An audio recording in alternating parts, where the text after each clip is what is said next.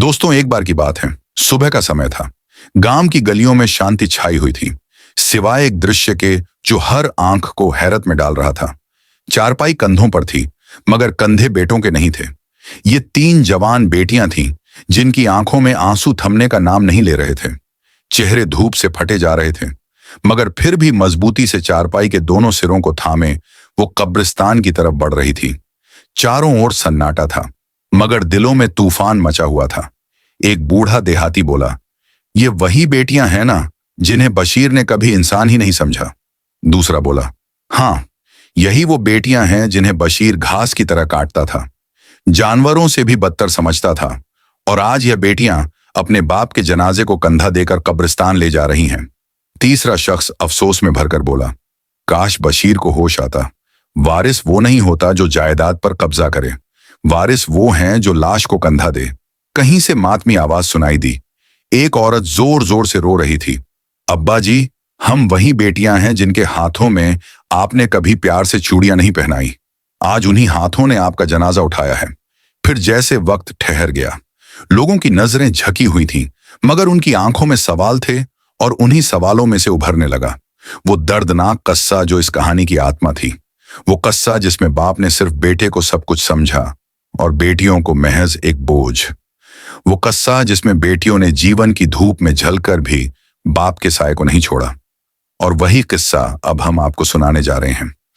ये कहानी है एक जालिम बाप की, उसकी बेटियों की, और एक ऐसे वारिस की जो जनाजे का नहीं बल्कि जायदाद का वारिस निकला। सरदार बशीर का आंगन बड़ा था, मगर उसके दिल में बेटियों के लिए एक छोटी सी जगह भी नहीं थी। सुबह होते ही तीनों बेटियां हाथों में दरती और कटारी लिए खेतों की ओर निकल जाती। सारा दिन जानवरों की सेवा, घास काटना, गोबर उठाना, पानी भरना, और शाम को थकी हारी वापस आती। इधर सरदार बशीर के बेटे आदिल की सुबह दूध, मक्खन, देसी अंडे और चने की चाट से होती। नहर से नहाता, साफ सुथरे कपड़े पहनता और स्कूल जाने से पहले बाप के कदमों में बैठकर दुआएं लेता। बेटियां भी कई बार इच्छा जताती, अब्बा जी, हमें भी स्कूल भेज दीजिए, हमें भी पढ़ना है। मगर सरदार बशीर का ठहाका गूंजता था, पढ़ के क्या करोगी? ना तुमने मेरे घर में रहना है, ना तुमने कमा कर देना है, तुम तो कल को बेगानी हो जाओगी। आदिल पास बैठा हुआ था। वो बहनों की तरफ तकबर से देखकर कहता, देखो अब्बा, इनकी औकात देखो, ये मुझे बराबरी समझती हैं। सरदार बशीर की आवाज में फक्र उठता था, यह मेरा बेटा आदिल है, मेरा वारिस, मेरा फक्र, मेरे बुढ़ापे का सहारा है। तुझे तो मैं अंगूठी में नगीना बनाकर रखूंगा। और वही लड़कियां जिन्होंने कभी गुड़िया तक को हाथ नहीं लगाया था, अब गाय के गोबर से भरे हाथों के साथ बेटे के जूते साफ करती थीं। आदिल कई बार बहनों को डांट देता, हटो मेरे रास्ते से, बदबू आती है तुम लोगों के कपड़ों से। और बशीर चुप रहता या कभी कभी हंसता था। मां मर चुकी थी, वरना शायद कुछ बोलती, कुछ कहती। लेकिन अब तो इन बच्चियों की दुनिया सिर्फ एक धरती, एक गाय और बाप का जुल्म थी। आज किचन में धुआं भरा हुआ था। तीनों बेटियां लकड़ी जलने से उठने वाले धुएं में खांसी करती हुई रोटियां पका रही थीं। हाथों पर छाले, आंखों में आंसू और सीने में एक उम्मीद, शायद अब एक निवाला इनके मुंह में भी डाल दे। लेकिन निवाले तो आदिल के लिए थे। आदिल स्कूल से आकर धुले कपड़े पहनकर बैठता और सजी से सजी थाली उसके सामने रख दी जाती। गरम गरम रोटियां, मक्खन, गोश्त का शोरबा, मीठी खीर। इधर बेटियां और ठंडी कड़ी और जलती हुई रोटियों के टुकड़ों पर नमक लगाकर बैठती, और वह भी अक्सर बचा हुआ खाना जो आदिल छोड़ देता था। एक दिन छोटी बेटी हलीमा ने धीमी आवाज में कहा, अब्बा जी, हमें भी थोड़ा सा गोश्त दे दीजिए, सुबह से कुछ नहीं खाया। बशीर की आंखों में गुस्से की चमक थी। तुम लोग गोश्त खाओगी? वो मेरे आदिल के लिए हैं, मेरे शहजादे के लिए। तुम लोग हो किस काबिल? जानवरों के काम आती हो, वही खाओ जो जानवर खाते हैं। आदिल हंसी में बोला, अब्बा जी, ये तो रोती भी हैं जैसे इनका कोई हक हो। उसी पल दरवाजे पर पड़ोसन खड़ी थी, सब कुछ सुन रही थी। उसकी आंखों से आंसू गिरने लगे। एक रात बारिश हो रही थी, छत टपक रही थी। आदिल के कमरे में हीटर जल रहा था।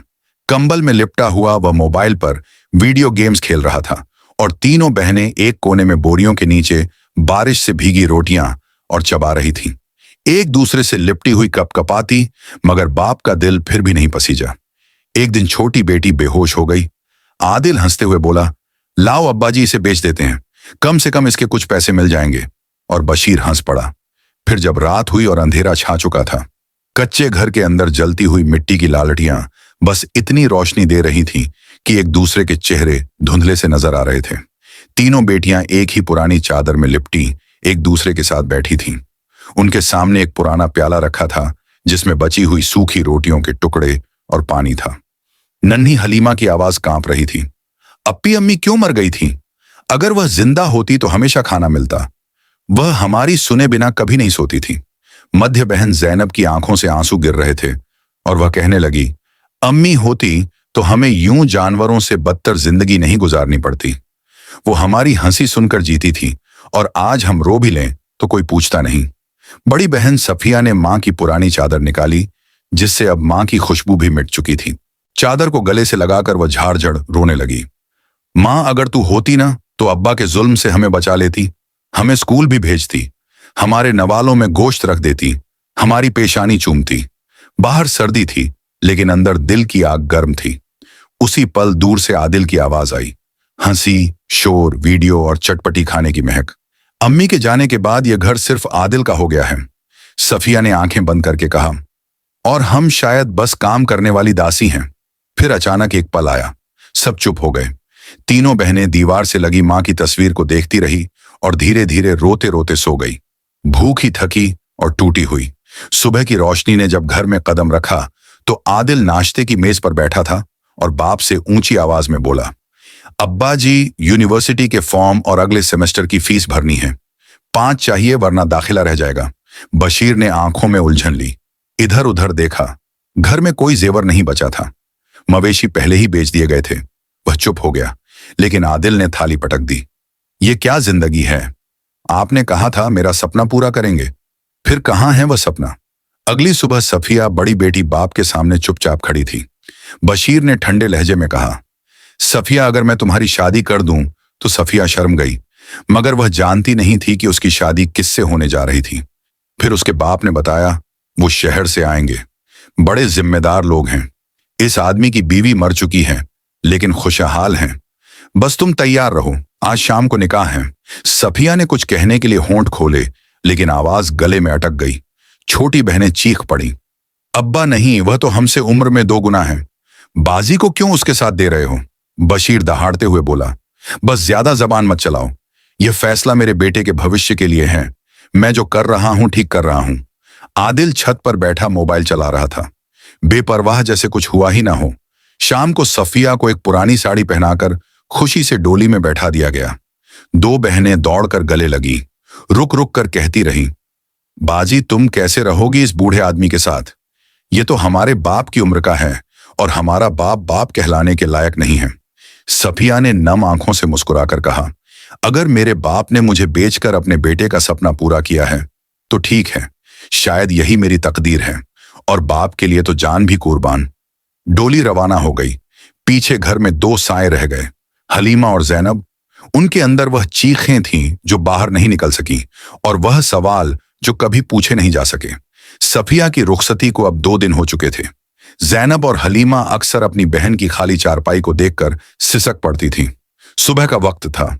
आदिल ने नया बैग पहना, कीमती जूते और हाथ में चमकती फाइल। हलीमा की नजरें जमीन पर थीं। जैनब ने आंखें छिपा रखी थीं। आदिल बड़े फक्र से गुनगुनाते हुए बाप के पास आया और बोला, अब्बा जी, मैं चलता हूं, डिग्री मिलने वाली है, बस कुछ महीने और लगेंगे। बशीर ने खुशी से दुआएं दी। बेटे के सिर पर हाथ फेरा जैसे कोई खजाना हाथ लग गया हो। आदिल दरवाजे की तरफ बढ़ा लेकिन बहनों की रोती हुई आंखें देखकर रुक गया। कुछ पल उन्हें गौर से देखकर बोला, क्या हुआ? अभी से रो रही हो? अभी तो तुम्हारी बारी आई ही नहीं। जैनब ने सिर उठाकर आंखों में हैरत और दर्द के साथ पूछा, क्या मतलब? आदिल मुस्कुराकर बोला, मतलब यह कि अगली डिग्री अगर महंगी हुई तो शायद तुम में से किसी एक का सौदा करना पड़े। बाप की जायदाद तो इतनी नहीं कि मैं इस कमाई से पढ़ सकूं। यह कहकर उसने जोर से हंसी मारी और बशीर भी उसके साथ हंसने लगा। ऐसा हंसा जैसे अपनी बेटियों कीमत लगाना कोई फक्र की बात हो। जैनब की चीख निकल गई और हलीमा दीवार से लगकर गिर पड़ी। दोनों के चेहरे आंसुओं में डूबे हुए थे, लेकिन वे जानती थीं कि यह घर आंखों से बहने वाले पानी को नहीं, सिर्फ मर्दों के ख्वाबों को अहमियत देता है। वक्त अपनी रफ्तार से गुजरता रहा। आदिल ने अपने तमाम तालीमी मरकाज मुकम्मल कर लिए। डिग्रियां, शील्ड्स और तस्वीरें अब दीवारों पर सजने लगी थीं। गांव में हर कोई बशीर को दाद देता, वाह जी वाह, क्या बेटा है, तुम्हारी तकदीर खुल गई। लेकिन किसी को यह नहीं पता था कि इस तकदीर के बदले 2 बेटियों की हंसी, तालीम और ख्वाब कुर्बान हुए। अब आदिल की एक नई जिद शुरू हो गई थी शादी शहर में। वह एक मॉडर्न अमीर घराने की लड़की को पसंद कर बैठा था। एक दिन बाप के सामने आकर बोला, अब्बा जी, बस मैंने फैसला कर लिया है, शादी इसी से करूंगा और कुछ दिनों में उसके माँ बाप आ रहे हैं रिश्ता पक्का करने। बशीर के चेहरे पर चिंता छा गई। आदिल, वो लोग तो दहेज में लाखों मांगेंगे, उनका स्टेटस बहुत ऊंचा है, मैं ये सब कहां से ला सकता हूं? आदिल ने सख्त लहजे में कहा, मुझे फर्क नहीं पड़ता, मुझे वही लड़की चाहिए, चाहे जो भी हो जाए। कुछ पल की खामोशी के बाद आदिल के चेहरे पर अजीब सी हंसी फैल गई। अब्बा जी, तेरी बाकी 2 बेटियां किस लिए हैं? बशीर ने चौंक कर उसे देखा। आदिल ने कंधे उचकाते हुए कहा, एक को पहले बेच चुके हो, अब एक और बेटी को किसी जिम्मेदार उम्रदराज आदमी को दे दो। दहेज, कार, फर्नीचर, सोने के सेट सब आ जाएंगे। मेरी शादी हो जाएगी और तुम्हारी इज्जत भी बची रहेगी। बशीर ने एक पल भी गमवाए बिना दिल में सोच लिया, बेटा, अगर खुश हैं तो क्या फर्क पड़ता है, इन लड़कियों की तो कोई अहमियत नहीं। उसी शाम हलीमा को अपने सामने बैठाकर उसके बाप ने ऐलान किया, बेटी, तेरी भी जल्द शादी हो रही है, एक अच्छे जिम्मेदार आदमी से करवा दूंगा। जैनब ने बेतहाशा चीख मारी, अब्बा क्यों क्यों एक और सौदा करने जा रहे हो? बशीर दहाड़ते हुए बोला, चुप, तुम लोगों की वजह से ही मेरा बेटा परेशान है। अगर तुम लोग उसकी राह में कांटा बनी तो मैं तुम्हें जड़ से उखाड़ दूंगा। हलीमा की आंखें खाली हो चुकी थीं। उसे मालूम था कि यहां उसकी इच्छा नहीं, सिर्फ बेटी होने की सजा मिलेगी। इतने में आदिल ने बाप को फोन किया, अब्बा जी, मेरी इस लड़की से शादी अब तय हो चुकी है, मैंने खुद इसका बंदोबस्त कर लिया है, बस आपने एक बंदोबस्त करना है, बाकी सब मुझ पर छोड़ दो। बशीर चौंक गया। क्या कहती हैं अब वह लड़की? आदिल ने थोड़ा शर्माते हुए कहा, दहेज तो बहुत मांग रहे हैं और शर्त यह है कि हमारी एक बहन की शादी उस लड़की के भाई से करनी होगी। बशीर ने हैरानी से पूछा, वो तो 5 बच्चों का बाप है? आदिल ने कहा, हाँ, मगर बीवी उसकी मर चुकी है। बस वो कह रहे थे, अगर शादी चाहिए तो बहन दे दो। बशीर ने पलकें झपकाई और हंसकर कहा, बस इतनी सी बात, बेटा, तेरी खुशी के लिए तो मैं कुछ भी कर सकता हूं। और यूं हलीमा, वो नाजुक सी लड़की जिसे मां की लोरी तक नसीब नहीं हुई थी, 5 बच्चों के बाप की बीवी बना दी गई। उसकी आंखों में सवाल थे, अब्बा, क्या वाकई हमारी कोई कीमत है या हम सिर्फ तेरे बेटे की ख्वाहिश पूरी करने का जरिया हैं? वो आंखों में आंसू लिए भाई की बारात को देखती रह गई। जहां कह कहे थे, रोशनी थी, गाड़ियां थीं, मगर उसके हिस्से में बस खामोशी और कुर्बानी आई। इधर अदील, जो कभी बहनों को निकम्मा कहता था, अब अपनी बीवी का गुलाम बन चुका था। वो बीवी जो हर वक्त नाक चढ़ाए रखती, आवाज में घमंड होता, मगर अदील उसके हर इशारे पर लब्बैक कहता, जी बेगम, जो कहोगी वही होगा। अब्बा को छोड़ दूं, बहनों को भूल जाऊं, बस तुम हो, तुम्हारी खुशी हो। इधर हलीमा की जिंदगी अजाब बन चुकी थी। 5 बच्चों की मां बनना एक तरफ, उसका बूढ़ा शौहर अक्सर उस पर चीखता चिल्लाता, मेरी पहली बीवी जैसी तुम नहीं हो, वह कम से कम काम तो पूरा करती थी। और उस पर सितम यह कि भाभी वही अदील की बीवी हर बार ताने देती, तुम लोगों को किसी ने कहा था कि कुर्बानी दो, खुद ही तो बाप की मर्जी पर हामी भरी थी, अब रो क्यों रही हो? और जब हलीमा आंसू लिए अदील की तरफ देखती, वो सर्द लहजे में कहता, खुद ही तो हाँ की थी बाप के साथ चलने की, अब क्या करूं? है बस कर। हलीमा अपनी किस्मत को कबूल कर ले। और घर में जैनब खामोश, बस एक दीवार की तरह इस सारे जुल्म को देख रही थी। कभी पेड़ की छांव में बैठकर अपनी मां को याद करती, अम्मी, अगर तू जिंदा होती शायद हम यूं ना बिकते, शायद हमें भी इज्जत का हक मिलता। वक्त का पहिया ऐसे ही चलता रहा। अब अदील की बीवी, जो शादी के शुरू में मीठी बातें करके सबको लुभा रही थी, अब असली रंग में आ चुकी थी। भाभी की आंखें बदल चुकी थीं, चेहरे पर घमंड, लहजे में जहर और आंखों में नफरत थी।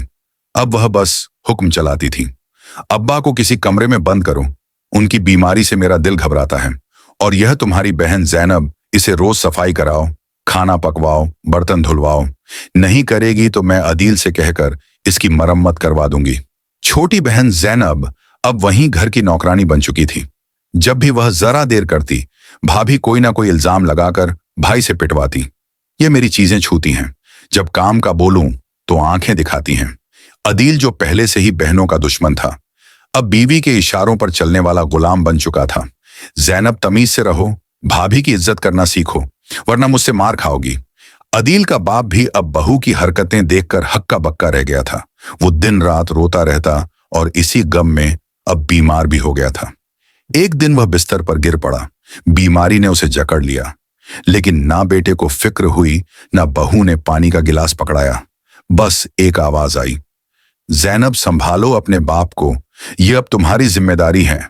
हमारी जिंदगी में यह बोझ नहीं चाहिए हमें। इधर जैनब खामोश थी, मगर उसके आंसू चीख रहे थे। हम बेटियों को तो बस बोझ समझा गया। आज भी और कल भी गर्मी की शिद्दत हद से बढ़ चुकी थी। बाप की सांस बार बार अटकने लगी। जैनब दौड़ती हुई गई और भाभी के दहेज वाला पंखा निकालकर बाप के पास रख दिया। अब्बा जी, यह थोड़ी हवा आपको ठीक कर देंगी, बस हौसला करें। पंखा चलने लगा। अब्बा जी की सांसें कुछ बेहतर हो गईं, मगर इतने में वह आ गई, अदील की बीवी, वहीं घमंडी भाभी। आंखों में तूफान, चेहरे पर गुस्सा जैसे आग बरस देगी, और जैनब से बोली, यह क्या बदतमीजी है? मेरे दहेज का पंखा तुम्हारे बाप के लिए नहीं है। तुम लोग कौन हो? आखिर तुम लोगों की औकात है मेरे पंखे के आगे सोने की? फिर गुस्से में आकर पंखा बंद कर दिया, झाड़कर उठाया और जोरदार आवाज में बोली, यह सब सामान मेरा है, मेरे बाप के पैसों का है। तुम लोगों ने क्या दिया है? इस घर में जैनब की आंखों से आंसू नहीं रुक रहे थे। बाप आंखें बंद किए बस सुन रहा था और दिल ही दिल में अपनी बेटियों से की गई सारी ज्यादतियों का बोझ महसूस कर रहा था। फिर भाभी ने फैसला सुना दिया, अब यह बाप बेटी मेरे कमरों में नहीं रहेंगे। ये दोनों जाएं और बरामदे में रहें, वही इनकी औकात है। एक टूटा फूटा बरामदा जिसमें सूरज की तपती किरणें, गर्मी में जलती जमीन और एक पुराना बिस्तर था। जैनब ने अपने बाप को सहारा दिया। अब्बा जी आइए, यहां थोड़ी सी छांव है, गुजारा हो जाएगा। इसी वक्त दरवाजा खोला। आदिल आया, मगर उसने एक नजर भी न डाली, बस बीवी का हाथ पकड़ा और बोला, चलो बाहर चलते हैं, दम घुटता है इस माहौल में। दोनों मियां बीवी बाहर घूमने निकल गए और पीछे रह गए। बाप और बेटी बरामदे में धूप में, और वे दोनों अकेले। ये वही जैनब थी जिसे इस बाप ने हमेशा धिक्कारा, जिसे कभी गोद में नहीं बिठाया, जिसे कभी सच्चे मायने में बेटी कहकर नहीं पुकारा। वही जैनब जो आज अपने बीमार, कमजोर बाप के सिरहाने बैठी थी, हर सांस के साथ उसकी सांस गिन रही थी। बाप का सीना बार बार उठता और जैनब डरते डरते उसे थपक देती, अब्बा जी बस थोड़ा सा सब्र, मैं यही हूं, आपकी बेटी जैनब। इधर आदिल वही बेटा जिसे सोने के चम्मच में खिलाया गया। महंगे स्कूल, अच्छे खाने, कीमती कपड़े, हर ख्वाब पूरा किया गया। वही आदिल अब अपनी बीवी के साथ बाहर होटल में ऐश कर रहा था।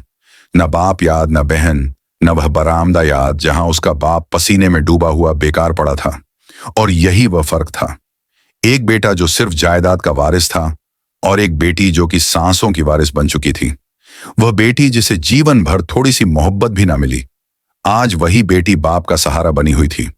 अब्बा जी आपको कुछ नहीं होगा, मैं हूं ना, मैं आपकी वही बेटी हूं जिसे आपने कभी नहीं देखा, लेकिन जो आज आपकी सांसों के साथ सांस ले रही हैं। जैनब के आंसू उसके कपड़ों में समाते जा रहे थे और बाप की सांसें धीरे धीरे कमजोर पड़ती जा रही थी। जैनब ने बाप के चेहरे पर गीला कपड़ा रखते हुए अपनी आंखों से बहते आंसू साफ किए ही थे कि दरवाजा खुला। भाई और भाभी अंदर आए। ओ मेरे खुदा, भाभी की आवाज गूंजी जैसे किसी सांप को देख लिया हो। सुनो जी, हम इस गंदे माहौल में नहीं रह सकते। तुम्हारे बाप की बीमारी कहीं मेरे होने वाले बच्चे को ना लग जाए। हमें अपने होने वाले बच्चे की सुरक्षा करनी होगी। जैनब का दिल जैसे जमीन में दफन हो गया। भाई आदिल जो अपनी बीवी का गुलाम बन चुका था, बस सिर हिलाता रहा जैसे हर शब्द सच हो। हमें यहां से जाना होगा, और वे सचमुच शहर चले गए। उस घर को छोड़कर जिसमें वे पैदा हुए थे, उस घर को जिसने उन्हें सारी सहूलतें दी थीं, जहां उनके बाप ने अपनी सारी जमा पूंजी बेटे के ख्वाबों पर लगा दी थी। इधर जैनब अपने बाप की बिगड़ती हालत देखकर अब अकेले संभाल नहीं पा रही थी। आखिरी उम्मीद, आखिरी सहारा अब सिर्फ एक ही था। उसने कांपते हुए उंगलियों से फोन उठाया और बहन हलीमा को कॉल की। बाजी, बाप की हालत बहुत खराब है, सांसें उखड़ रही हैं। भाई तो शहर निकल गया, उसे तो भाभी का बच्चा प्यारा है, हमारी जाने नहीं। अब हम क्या करें? दूसरी तरफ खामोशी छा गई। फिर हलीमा की धीमी आवाज आई, सब्र कर ज़ैनब, मैं आती हूं। ये बाप हम दोनों का भी था, जिसने कुछ नहीं दिया, लेकिन आज हम ही उसका आखिरी सहारा हैं। ज़ैनब के आंसू बहने लगे, लेकिन दिल को एक पल के लिए सुकून मिला। शायद अब वह अकेली नहीं रही थी। हलीमा फोन बंद करते हुए खुद को संभाल नहीं सकी। दिल जैसे किसी ने निचोड़ लिया हो। मेरा बाप चाहे जैसा भी था, लेकिन था तो मेरा बाप। वह एक पल भी गमवाए बिना घर से निकल पड़ी। रास्ते में उसने अपनी छोटी बहन को भी सूचना दी, और दोनों बहनें वही बेटियां जिन्हें बाप ने हमेशा धिक्कारा, आज बेचैन होकर तड़पती हुई अपने बाप के पास पहुंची। जब बाप ने दरवाजे पर अपनी बेटियों को रोते हुए देखा, तो जैसे वर्षों की सख्ती एक पल में टूट गई हो। नाथवा हाथों से उसने बेटियों के चेहरे छुए, और पहली बार जिंदगी में बाप की आंखों से पछतावे के आंसू बह निकले। तुम क्यों मेरा इतना ख्याल कर रही हो? मैंने तो तुम्हें कभी बाप का साया तक नहीं दिया। तुम्हारे हाथों में किताबें होनी चाहिए थी, लेकिन मैंने तुम्हारे हाथों में खुर पकड़ा दिए। तुम्हें प्यार देना चाहिए था, लेकिन मैंने तुम्हें सौदा बनाकर बेच दिया और बेटे को सोने के चम्मच में खिलाया। फिर भी तुम मेरा ख्याल रख रही हो। बेटियां फूट फूट कर रोने लगी। ज़ैनब ने बाप का हाथ पकड़कर कहा, बाप तो बाप होता है, हमें प्यार ना सही, लेकिन हम तो सिर्फ आपको चाहती हैं। हम हर रात आपके चेहरे की तरफ देखकर रब से दुआ करती हैं कि शायद कल कुछ बदल जाए और आप हमें एक बार बेटी कह लें। हलीमा ने सिसकते हुए बाप के माथे पर हाथ रखा। आप हमारे लिए सब कुछ हैं, और हम आपको कभी अकेला नहीं छोड़ेंगे। पूरे कमरे में सिर्फ रोने की आवाजें थीं, सिर्फ नादमणि की आएं और बेटियों का वह प्यार जो कभी शब्दों में नहीं ढल सका था। अब कमरे में खामोशी छाई हुई थी। हवा की भी आवाज नहीं थी, बस एक पुरानी सांस जो धीरे धीरे चल रही थी। ज़ैनब, हलीमा और तीसरी बहन भी चुपचाप पास बैठी थीं।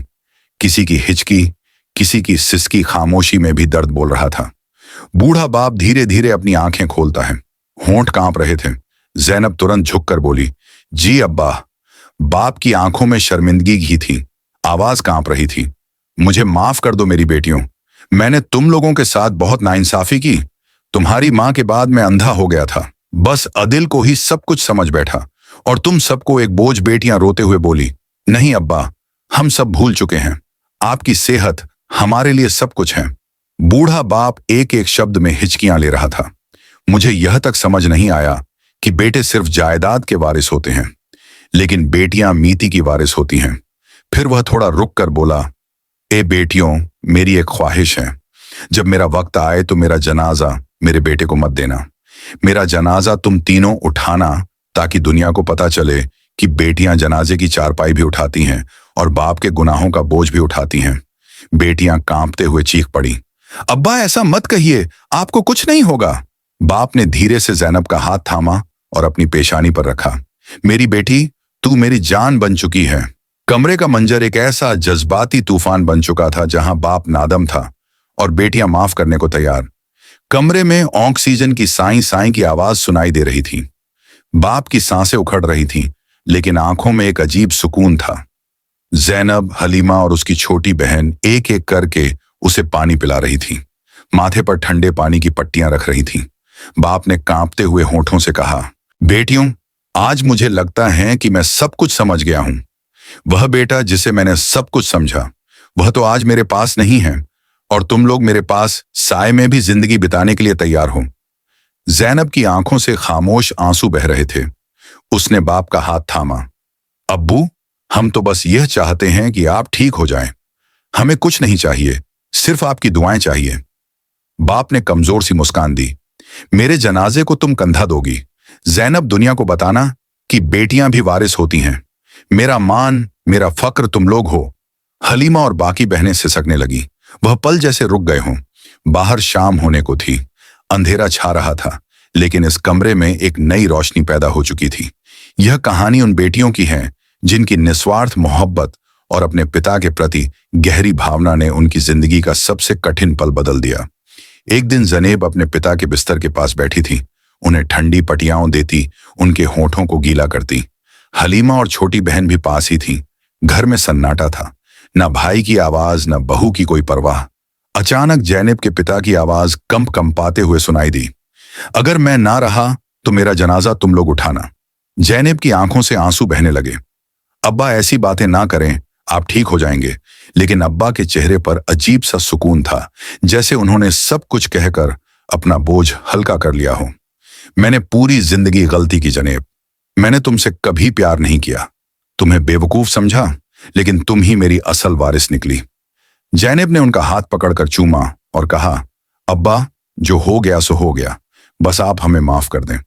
तीनों बहनें अब्बा के पास बैठी थीं और वह अब्बा आज अपनी ही बेटियों की गोदी में दम तोड़ रहे थे।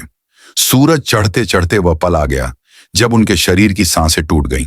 घर के अंदर सन्नाटा छा गया और यह सन्नाटा तब टूट गया जब तीनों बहनों की आएं और सिसकियां गूंजने लगीं। यह आएं और सिसकियां पूरे गांव में फैल गईं और यह खबर जल्द ही पड़ोसियों तक पहुंच गई। अब्बा के बेटे यानी अदील को फोन किया गया, लेकिन जवाब आया, हम शहर में हैं, देखेंगे कब आ सकते हैं। लेकिन जैनेब ने रोते हुए कहा, हमें किसी की जरूरत नहीं, हम तीनों ही अब्बा को कब्र तक पहुंचाएंगी। जैसे जिंदगी में हमने उनका हर बोझ उठाया है, अब यह आखिरी बोझ भी हम ही उठाएंगी। गांव वालों ने वह दृश्य देखा जो शायद उन्होंने पहले कभी नहीं देखा था। 3 पर्देदार सादे कपड़ों में लिपटी हुई बेटियां अपने पिता के जनाजे को कंधा देकर कब्रिस्तान की तरफ बढ़ रही थीं। हर कदम के साथ उनके आंसू जमीन पर गिर रहे थे। उनका दिल टूटकर यह कह रहा था, अब्बा, हमें सोने के चम्मच नहीं मिले, ना अच्छे कपड़े, ना शिक्षा, लेकिन हमने कभी शिकवा नहीं किया। गांव के लोग, महिलाएं, बच्चे और बुजुर्ग सभी हैरान होकर देख रहे थे। कुछ ने सिर झुका लिया, कुछ की आंखों से आंसू बहने लगे। एक बुजुर्ग औरत ने कहा, देखो, आज वही बेटियां अपने पिता के जनाजे को कंधा दे रही हैं, जिन्हें कभी बाप ने इंसान ही नहीं समझा था। जब कब्रिस्तान पहुंचे तो मौलवी साहब ने हैरान होकर कहा, यह पहली बार देख रहा हूं कि बेटियां अपने पिता का जनाजा कंधा देकर लाई हैं। अल्लाह इन बच्चियों को हिम्मत दे। जनेब की आवाज में सिर्फ एक ख्वाहिश थी। अब्बा की यह इच्छाएं थी कि बेटियां जनाजा उठाएं और हमने उन्हें पूरा किया। नमाज जनाजा के बाद जब मिट्टी डाली जा रही थी, उसी दौरान अचानक एक गाड़ी कब्रिस्तान के बाहर रुकी। दरवाजा खुला और बाहर निकला वह शख्स जो कभी इन बच्चियों का भाई हुआ करता था। अदील और उसके साथ उसकी पत्नी भी थी, वही पत्नी जिसने कभी अपने पिता को घर से निकालने की बात की थी। अदील ने नजर भर के देखा और पूछा, हाँ भाई, वह वसीयत क्या है? जमीन मेरे नाम है। वकील ने गहरी सांस ली और कहा, मृतक ने एक अजीब वसीयत छोड़ी है। उन्होंने कहा है कि उनका घर, जमीन और सारी संपत्ति उसी बच्चे के नाम होगी जो उनकी कब्र पर जूते मारेगा। कुछ पल के लिए पूरा वातावरण सन्नाटे में डूब गया। बेटियां स्तब्ध हो गईं। जैनेब ने कानों को हाथ लगाते हुए कहा, नौजल्ला, हम ऐसी हरकत का सोच भी नहीं सकते। हम तो इस कब्र को चूमते हैं। यह कहानी ना सिर्फ एक पिता के रिश्ते की बेवफाई की है, बल्कि यह उस अंतहीन मोहब्बत की भी है जो बेटियां हमेशा अपने पिता से करती हैं, चाहे परिस्थितियां कैसी भी हों। हलीमा रोते हुए चिल्लाई, तुम क्या कह रहे हो? बाप की कब्र पर जूते? ये कैसी वसीयत है? वकील ने गुस्से से कहा, यह वसीयत उन्होंने खुद लिखी थी। शायद उन्होंने अपने बेटे की फितरत का अंदाजा लगा लिया था। वह एक इम्तिहान छोड़ गए थे ताकि सच सबके सामने आ जाए। आदिल ने एक पल के लिए अपनी नजरें झुका ली। फिर उसकी बीवी ने धीरे से कहा, कर लो ना, क्या फर्क पड़ता है? आखिरकार सब कुछ हमारा ही होना है। आदिल ने गले में रुमाल ठीक किया, जूते उतारने की बजाय मजबूती से बांधे और कुछ कदम आगे बढ़ा। जैनब, हलीमा और छोटी बहन उसके सामने खड़ी हो गईं। जैनब ने कहा, आदिल रुक जाओ, ये गुनाह है, ये आजमाइश है, मत करो, ये जुल्म है। लेकिन आदिल के चेहरे पर एक गमगीन मुस्कान थी। उसने बहनों को धक्का दिया और बाप की कब्र पर पहला जूता मारा। अचानक आसमान पर काले बादल छा गए और माहौल में एक अजीब सी सिहरन फैल गई। जैसे ही उसने दूसरा जूता मारा, आदिल का पूरा शरीर झटों में आ गया। उसकी आंखें उलट गईं, हाथ पैर कांपने लगे और वह वहीं कब्र के पास गिर पड़ा। जमीन से आवाज आई जिसने बाप के साए को ठुकराया था। आज जमीन इस पर तंग हो गई। आदिल की बीवी चिल्लाती रही, आदिल उठो, क्या हो रहा है? लेकिन आदिल उठ ना सका। उसकी सांसें बेतरतीब हो गईं, मुंह से झाग निकलने लगा। वकील ने आगे बढ़कर उसे देखा और अफसोस से सिर हिलाया। लालच का अंजाम कभी अच्छा नहीं होता बेबी, यह तुम दोनों का फैसला था। बेटियां झाड़-झाड़ रोने लगीं। जैनब ने रोते हुए कहा, हमें जायदाद नहीं चाहिए, हमें सिर्फ वही बाप चाहिए था जो कभी हमसे मोहब्बत करता था। लेकिन किस्मत ने जैसे ही उन्हें आजमाइश में पास कर दिया, वे अब सिर्फ वसीयत की वारिस नहीं थीं, बल्कि वे बेटियां थीं जिन्होंने अपने बाप को उसकी जिंदगी के आखिरी लम्हों में एहसास दिलाया कि बेटियां सिर्फ बोझ नहीं होती, बल्कि एक रहमत होती हैं। गांव की औरतें एक दूसरे से कह रही थीं, ये बेटियां वाकई में एक नेमत होती हैं, और अगर बेटों को तालीम ना मिले तो वह जहमत बन जाते हैं।